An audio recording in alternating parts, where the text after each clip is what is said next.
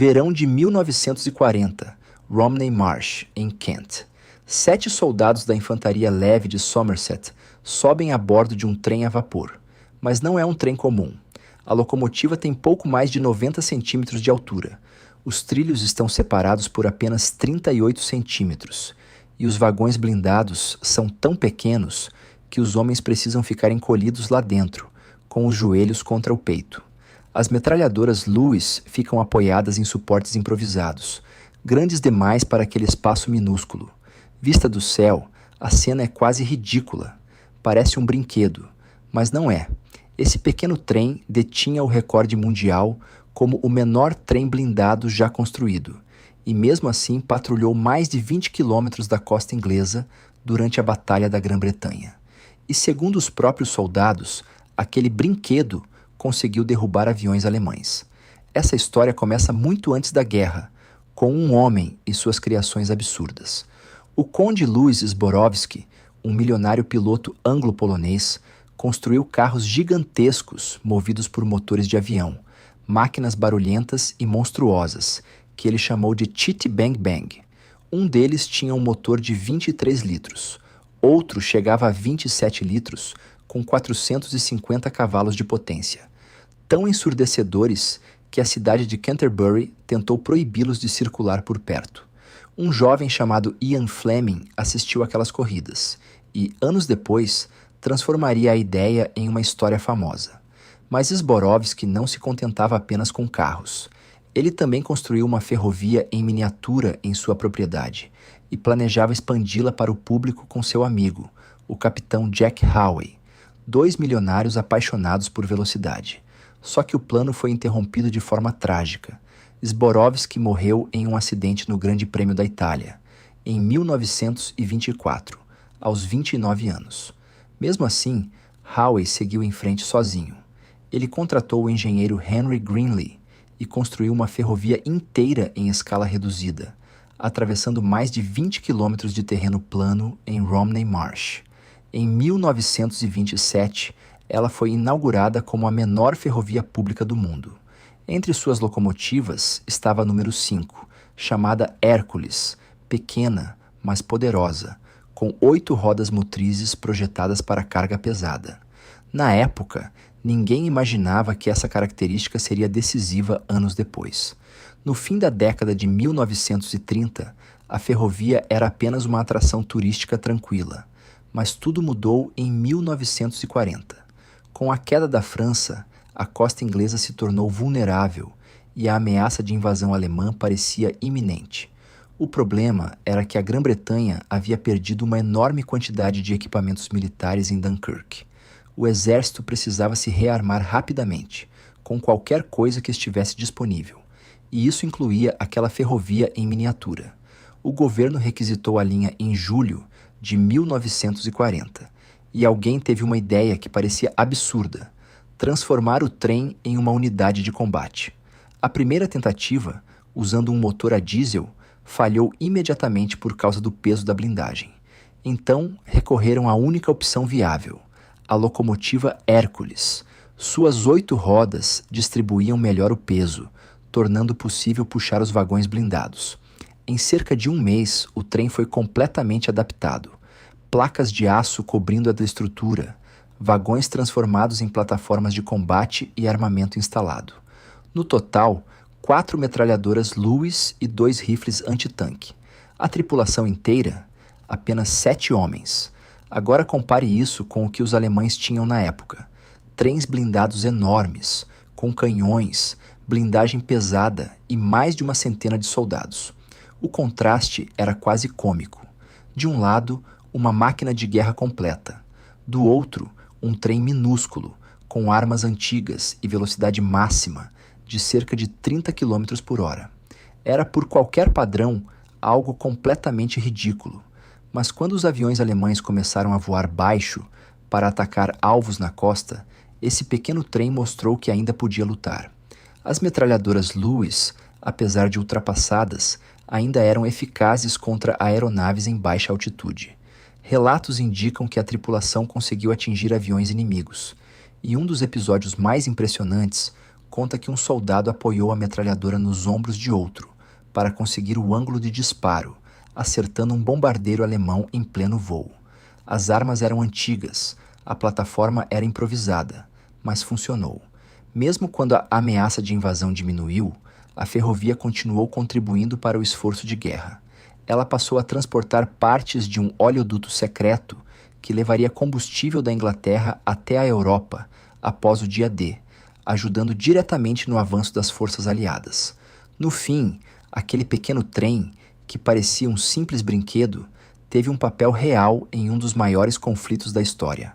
A guerra terminou, a ferrovia foi restaurada e voltou a operar normalmente, mas a história permaneceu. Porque no verão de 1940, quando a Grã-Bretanha estava à beira da invasão, eles fizeram o que sempre fizeram: improvisaram. Pegaram um trem de brinquedo, colocaram blindagem, deram armas antigas a 7 soldados e mandaram que defendessem a costa. E contra todas as expectativas, deu certo. E mesmo depois que os combates mais intensos passaram, a história desse pequeno trem não terminou ali. Com a ameaça de invasão diminuindo, a ferrovia encontrou um novo propósito, talvez ainda mais importante do que enfrentar aviões inimigos. Ela passou a fazer parte de uma das operações mais secretas da guerra, o transporte de seções de um oleoduto gigantesco que cruzaria o Canal da Mancha. Esse projeto, conhecido como Operação Pluto, tinha um objetivo ambicioso: garantir combustível para o avanço das forças aliadas após o dia D. E foi ali, mais uma vez, que aquela ferrovia improvável entrou em cena. Vagões pequenos começaram a carregar tubos pesados em direção à costa, onde seriam montados e enviados para debaixo do mar. Pode parecer improvável, mas aquele mesmo trem que parecia um brinquedo agora ajudava a abastecer uma invasão inteira. Claro, isso teve um preço. A estrutura da ferrovia não foi feita para suportar cargas tão pesadas por tanto tempo. Em alguns trechos, máquinas começaram a arrastar materiais diretamente sobre os trilhos, causando danos severos. Partes da linha nunca mais voltaram a ser como antes. Um sistema construído por paixão e curiosidade acabou sendo forçado ao limite pela guerra. Quando tudo finalmente terminou, a ferrovia estava desgastada. Locomotivas precisaram de grandes reparos, vagões blindados foram desmontados e reaproveitados de formas improvisadas. Um deles chegou a ser transformado em vagão de passageiros, de maneira quase artesanal, com partes cortadas e reposicionadas, só para ganhar alguns centímetros de espaço. Era um símbolo perfeito de tudo que aquela ferrovia representava: adaptação, improviso, sobrevivência. Aos poucos, a linha foi sendo reaberta. Primeiro em trechos menores, até que, em 1947, toda a ferrovia voltou a operar oficialmente. E o mais curioso, a reinauguração contou com a presença de 2 figuras inesperadas: Stan Laurel e Oliver Hardy. Durante a cerimônia, Hardy teve dificuldade para entrar nos pequenos vagões, enquanto Laurel simplesmente abriu caminho com facilidade, arrancando risadas da multidão. Depois de tudo que aquela ferrovia passou, aquele momento parecia quase surreal, como se a história tivesse dado uma volta completa, saindo da guerra de volta ao entretenimento. Mas o legado nunca desapareceu. Décadas depois, tentativas foram feitas para recriar o famoso trem blindado. Algumas deram errado, com materiais frágeis que não resistiram ao tempo. Outras, mais recentes, buscam reconstruir com precisão o que existiu em 1940, usando tecnologia moderna, para reviver um dos capítulos mais improváveis da história militar. Hoje, a ferrovia continua funcionando, transportando milhares de passageiros todos os anos. Para quem visita, parece apenas uma atração curiosa, quase infantil, mas poucos percebem que aqueles trilhos já fizeram parte de algo muito maior. Porque a verdade é que esse não é apenas um trem pequeno, é uma prova de algo muito maior. No momento em que a Grã-Bretanha estava vulnerável, com equipamentos no fundo do mar após Dunkirk e uma invasão iminente, eles não tinham escolha. Não havia tempo, nem recursos suficientes. Então fizeram o que era possível, com o que tinham. Transformaram um brinquedo em arma, colocaram 7 homens dentro dele e mandaram defender uma costa inteira. E talvez essa seja a parte mais impressionante de toda a história.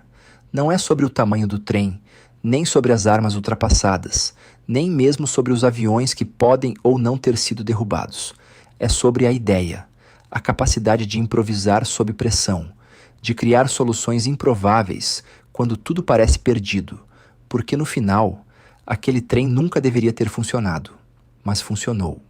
E é justamente aí que essa história ganha ainda mais peso, porque, com o passar dos anos, muitos dos detalhes técnicos foram se perdendo, distorcidos entre relatos, memórias e lendas. Quantos aviões foram realmente derrubados? 1? 3? Nenhum confirmado oficialmente? Talvez nunca se saiba ao certo, mas no fundo, isso deixa de ser o ponto principal. O que permanece é o contexto. Um país inteiro se preparando para uma invasão que parecia inevitável. Recursos escassos, equipamentos perdidos, tempo praticamente inexistente. E no meio disso tudo, decisões sendo tomadas com base não no ideal, mas no possível. E o possível, naquele momento, era um trem de brinquedo armado. Não havia garantia de sucesso. Não havia testes suficientes. Não havia doutrina militar para aquilo. Era improviso puro, transformado em estratégia. E mesmo assim, ele foi colocado em operação real. Isso revela algo que raramente aparece nos livros de história. A guerra não é feita apenas de planejamento perfeito e tecnologia avançada. Muitas vezes, ela depende de soluções criadas sob pressão, com o que está disponível, no exato momento em que é necessário agir. E esse trem representa exatamente isso. Ele não era eficiente no papel, não era imponente, não era moderno, mas preenchia um vazio crítico. E em guerra, preencher um vazio pode significar tudo. Enquanto os grandes trens blindados protegiam outras regiões com poder de fogo massivo, aquele pequeno sistema ferroviário cobria um trecho que simplesmente não podia ficar desprotegido. Era uma lacuna na defesa. E lacunas são oportunidades. Se os alemães tivessem explorado aquele ponto sem resistência, o impacto poderia ter sido muito maior. Mas não estava vazio. Havia movimento, havia vigilância, havia resposta, mesmo que essa resposta viesse de algo que, à distância, parecia uma piada. E talvez isso tenha sido parte da sua força, porque o inesperado também confunde, o improvisado também reage, e o que parece insignificante pode, no momento certo, se tornar relevante. Com o fim da guerra, o mundo voltou a um estado mais previsível. As estruturas foram reconstruídas, os exércitos reorganizados e soluções improvisadas como aquela deixaram de ser necessárias. O trem blindado foi desmontado, suas partes reaproveitadas e sua função militar encerrada. Mas a história não desapareceu. Ela continuou sendo contada, às vezes exagerada, às vezes simplificada, mas sempre carregando o mesmo núcleo, a ideia de que, em um dos momentos mais críticos da história moderna, algo completamente improvável foi colocado à prova, e não falhou.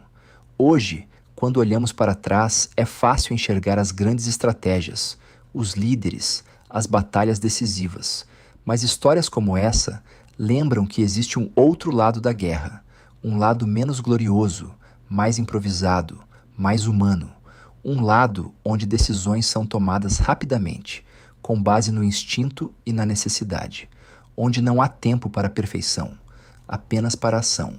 E naquele verão de 1940, a ação foi exatamente o que aconteceu. 7 homens, um trem minúsculo, armas ultrapassadas e uma missão impossível de ignorar. Eles não tinham como saber o impacto exato do que estavam fazendo. Não sabiam se seriam atacados, se conseguiriam reagir ou sequer se aquele equipamento improvisado suportaria a pressão de um confronto real. Mas isso não impediu que seguissem em frente, porque no fim das contas a guerra exige isso. Não certeza, mas decisão. E talvez seja por isso que essa história continua tão poderosa, porque ela não é sobre tecnologia, não é sobre superioridade militar, e nem mesmo sobre vitória direta. Ela é sobre adaptação, sobre fazer algo funcionar, mesmo quando tudo indica que não deveria, sobre olhar para uma situação impossível e ainda assim encontrar uma maneira de responder.